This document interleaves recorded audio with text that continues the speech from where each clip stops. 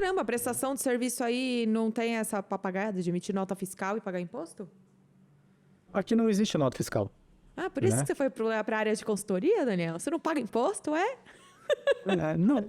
Não por isso, porque você paga o imposto, Você esse não que é o paga o ponto, né? estadual, você paga o federal.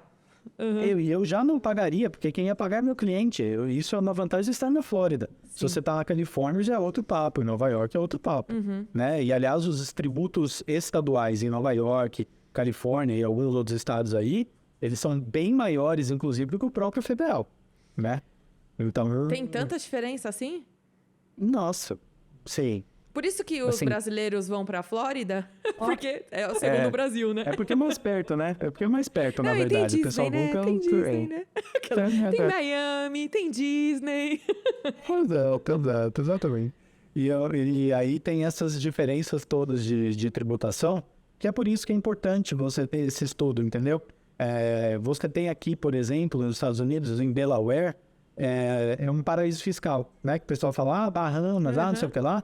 Delaware é um paraíso fiscal, fica dentro dos Estados Unidos. Entendeu? Paraíso fiscal por quê? Só traduzindo para o pessoal, tem gente que fala paraíso fiscal quando você não precisa declarar nada, ou porque não tem imposto, ou porque a pessoa que declara é anônima. Aí é em que sentido? Então, vamos entender, né, e desmistificar também esse negócio, que eu não estou falando, nossa, os drug dealers, né, os traficantes, todo mundo vive, né? Não tem nada a ver com isso, não tem nada de ilegal, né? A questão é simplesmente uma otimização. Paraíso é um lugar ótimo para você ter algo sem pagar tanto imposto. É esse o termo. Exatamente, e não tem nada de errado com isso, né? A depender do que você faz, cabe você abrir uma empresa em Delaware, né? A depender do que você faz, você precisa estar no seu estado de negócio, de business. Então, tem várias nuances aí, que é por isso que precisa mesmo de uma consultoria, porque é muito pessoal. Né? Então, mas você está falando isso aí, mas então significa que mesmo se eu for abrir uma empresa para fornecer açaí na Califórnia, eu posso abrir o CNPJ aí na Flórida? Não, Eu me porque daí limito você vai... ao território. A questão aí, na verdade, de novo, poder, você pode, mas muito provavelmente você vai sofrer algum tipo de fiscalização. Eles vão confrontar que as suas despesas de venda estão ocorrendo lá na Califórnia e não na Flórida, e você vai ser chamado para conversar com o fisco. E aí você vai voltar para o Brasil, porque você vai quebrar. Entendi. Entendeu? Ainda que seja pontual, às vezes, sei lá, eu tô realmente na Flórida, aí vai ter um evento na Califórnia. Pode ir. Aí Isso já não é tem mais problema tranquilo. nenhum. E o ambiente de negócio aqui nos Estados Unidos é muito favorável. né? Porque é isso que é legal do governo americano, porque para eles é vantagem. É que nem eu tava conversando com uma outra conhecida minha, que eu não vou poder citar nomes, claro, mas ela tá ilegal aí. E mesmo estando ilegal, ela tem o Tax ID e ela tem o Driver, que é a carteira de... Representação. Carteirinha de habilitação lá, a licença de habilitação. Ela tem os dois. Aí eu falo, mas como assim você consegue ter documentos estando ilegal? Mas é porque ela tá fazendo a economia girar para eles lá e aí tem algumas brechinhas, né? Então, exato. Tem estado que é mais favorável para imigração ilegal, tem estado que é menos favorável. A Flórida não é favorável para isso.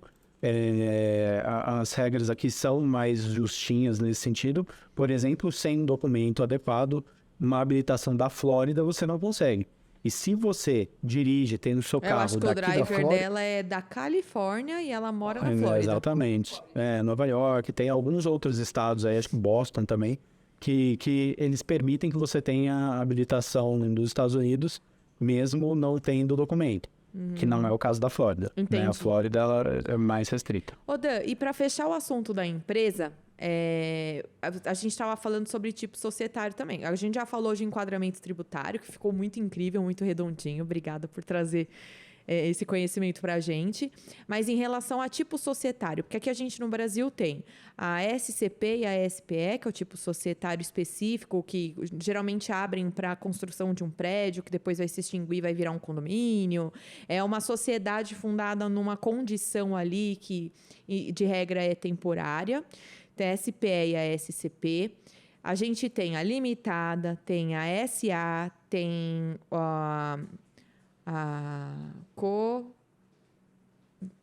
sumiu da minha cabeça. cooperativa. Tem Sim, a cooperativa e... Olha, advogado esquecendo das coisas. Eu tô ótimo. Sextou, gente. Hoje é sexta, minha cabeça tá péssima. Eu esqueci alguma. Seria como que é? Organizações não governamentais, ONGs, né? ONGs, isso aí. Muito obrigada. Associações E ONGs. Aí tem todos esses tipos? Sim. Ou Você não tem essa em termos diferenciação? de variedade. Tem diferenciação, sim. Você tem também, se você está fazendo business com ou sem non-profit, né? Assim, pro-profit or non-profit, que eles chamam. Então, assim, se é com objetivos Lucrativos, né? Tipo, ONG não lucrativos ou sem. fins lucrativos Exatamente. que a gente fala aqui. Fins lucrativos, isso, perdão. Então, você Ele tem tá muito americano, ele esquece até os termos em português. Você tem Eu tô essa aqui, esqueço, classificação. então... Você tem essa classificação, você tem também as cooperativas, você tem também as associações, que elas podem ou não ser com fins ou sem fins lucrativos. Em termos de possibilidades, não muda muito do que é aí no Brasil. Tá. A questão é a simplicidade, né? Então, aí no Brasil, o que geralmente uma empresa pequena, média, ela é uma limitada, aqui é uma LLC. Só que a diferença é que numa limitada, aí você entra no regime tributário, que eles não são os mais favoráveis, os mais inteligentes. Ao passo que aqui, você tem todos os benefícios que você teria de uma empresa, de uma SA aí no Brasil, né? E aqui é muito favorável também para você, por exemplo, fazer o famoso IPO, né? Que é para isso que você tem as SAs, né? Para poder, então, comercializar as suas ações em banca na bolsa, né? Enfim, falando de maneira até traduzindo para o pessoal, é abrir o capital social para acionistas terceiros. O IPO é a primeira rodada de negociações para ver o quanto vai valer a sua ação. Exatamente. Aqui, o que diferencia uma LLC para uma S-Corp para uma Corporation é o quantos sócios você pode ter ali dentro ou como você pode abrir, né? Então, uma LLC, no geral, você tem uma participação societária, um percentual, não é share, e você tem até 100 sócios. Quando você parte aí para uma S-Corp, você já entra numa regra intermediária entre um ou outro, que você amplia muito isso e você pode distribuir share, pode distribuir ações, ao invés de ser uma participação societária. Tá. E quando você vai para a corporation, daí já entra numa SA, enfim, você pode abrir... Aqui nos Estados Unidos eu não lembro mais exatamente os números, tá? Mas assim, é tipo 10 vezes maior o número de empresas que nós temos do que no Brasil, né? Em termos de aberta na bolsa. Tá, então ou é uma empresa simples, ou é uma empresa que está botando o pezinho na venda de ação, ou é uma empresa que tem ação em capital aberto, é isso? Você não precisa ter, né? Uma coisa não implica, Sim, não é porque sim. você é uma corporation, É só os tipos. você precisa ter capital aberto. Sim. Mas você pode ter, né? Entendi. E uma característica interessante disso daí, que eu acho que vale comentar, por quê? Por que a galera faz isso? Se Por é a mesma investimento. coisa. Por investimento. Eu ter a possibilidade de trazer dinheiro de fora é muito mais fácil do que mais uma vez, comparando aí no Brasil, né? Eu posso fazer a captação de recursos de uma maneira muito mais simples. Sim. Por exemplo, abrindo estoque, abrindo ações da minha empresa, né? Uma vez que eu abro essas ações, eu posso vender para quem? Para quem tiver interessado em comprar, né? É diferente da estrutura de investimento, porque aqui o pessoal faz muito investimento, né? O pessoal tem interesse nesse tipo de coisa. Eles têm esse hábito, né? O brasileiro está aprendendo a ter agora e ainda está pela renda fixa. Quando estoura alguma coisa de renda variável aqui, o pessoal bolhas. Tá rolando bolhas ainda. Mas eu digo até mesmo em termos do empresário, só para concluir, eu não preciso ficar trabalhando só com o meu dinheiro, né? Eu vou abrir uma empresa aqui nos Estados Unidos de açaí. Tudo bem, mas agora está na hora de ampliar. Eu já vi que deu certo, abri 3 lojas aqui na Flórida e quero ampliar. Eu vou atrás de um investidor ou de um grupo de investimento, eles vão colocar o dinheiro para eu fazer essa expansão. Não precisa ser um mercado de ações necessariamente. Pode ser que nem aqui, uma sociedade em conta de participação, que tem os sócios e tem os investidores, que muitas vezes eles estão na gestão ou não. Essa empresa que eu estou trazendo hoje para cá já está no contrato social deles, né? Eles são sócios fundadores, eles têm poder de mando, de veto, enfim, e já está previsto lá ter sócios investidores. Então, eles vão captar esse recurso, essa pessoa vai ter lá dividendos, tudo isso está especificado, né? Vai ter os dividendos, vai ter, enfim, os benefícios que a pessoa... anjo, né? Não entra na gestão. Exatamente, não só anjo, né? Anjo, Venture Capital, enfim, o céu é o limite, né? Entendi. É assim que o pessoal cresce aqui, com o dinheiro dos outros, né? Entendeu?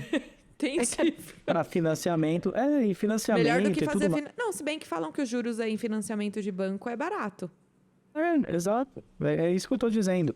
E aí evitar, quanto mais redondinho você está a sua empresa, e melhor assistido você está, mais você consegue ter acesso a esse tipo de coisa. Dan, né? mas você falando nessas coisas aí eu vou te fazer uma pergunta, que nem... Eu tenho um canal no YouTube, eu presto serviço, certo? Então, eu não preciso estar em território brasileiro, eu posso estar aí e os brasileiros me assistirem. Se eu abro um CNPJ aí, vou para aí morar, e aí isso eu sei que é outra conversa, mas assim, tô aí, abro, gravo aí, exerço tudo bonitinho, quero abrir o capital, nada me impede. Não. Mesmo Nada que te seja impede. online para um público-alvo de outro país. De qualquer lugar. E se eu Nem não quiser mesmo morar aí? Se eu quiser abrir a empresa aí só para colocar o domicílio fiscal do meu canal aí e morar aqui? Sem problema nenhum, Gente! não tem impedimento nenhum. A questão principal aí é assim, você tem Por isso que vai muita gente daqui características. para aí, né? Então, isso tem características. Então, quando você fala, o Brasil e os Estados Unidos têm acordo de bilateral de tributação. Então, você vai ser tributada nos dois países. Como? Tem as regras específicas que eu não me lembro exatamente como são, mas tipo assim, se aqui você foi tributado em 15%, e no Brasil a alíquota é 27%, de acordo com o que você ganha, Abate, os outros sim. 12% vai ser o princípio tributado de aí. reciprocidade, né? Que eles falam. Reciprocidade, isso, exatamente. Então, sim, então você acaba tendo mais trabalho com contabilidade, com não sei o que lá. O que de verdade é tudo terceirizado, você paga para alguém fazer isso, não é proibitivo dependendo do quanto dinheiro você está fazendo e tal, né? Enfim. Na Mas prática, assim, até pra galera que tem curiosidade de saber como que funciona. Quando eu montei o canal no YouTube, como é pago pelo Google, eu já tive que fazer toda uma parte de documentação aí, porque independentemente se o meu público é daqui, quem me paga é dos Estados Unidos. Então, eu precisei abrir um cadastro aí, eu recebo em dólar, então eu tenho uma conta internacional, recebo em dólar, e eu só vou pagar imposto brasileiro quando eu faço essa taxa de conversão e trago dinheiro para cá, transformo ele para real, que aí eu pago a questão de câmbio, né, taxa de câmbio e tudo mais. Então, em tese, eu já faço isso, que é monetizar aí e só pago imposto se eu trago o dinheiro para cá. A pergunta que eu te fiz não era nem pensando na monetização do YouTube, que fica aí só uma curiosidade para o pessoal como funciona, como que os YouTubers fazem para sobreviver. A gente ganha em dólar e deixa o dólar baixar ou aumentar para ficar fazendo essa troca com real. Mas se eu abro uma empresa aí e começo a vender meus cursos aí, por exemplo, que inclusive vamos lançar um curso de cálculo trabalhista, gente, agora em junho, hein? É necessário, hein? Nossa Senhora. Nossa Senhora, é focado até nos advogados que não aprendem isso na faculdade, mas enfim.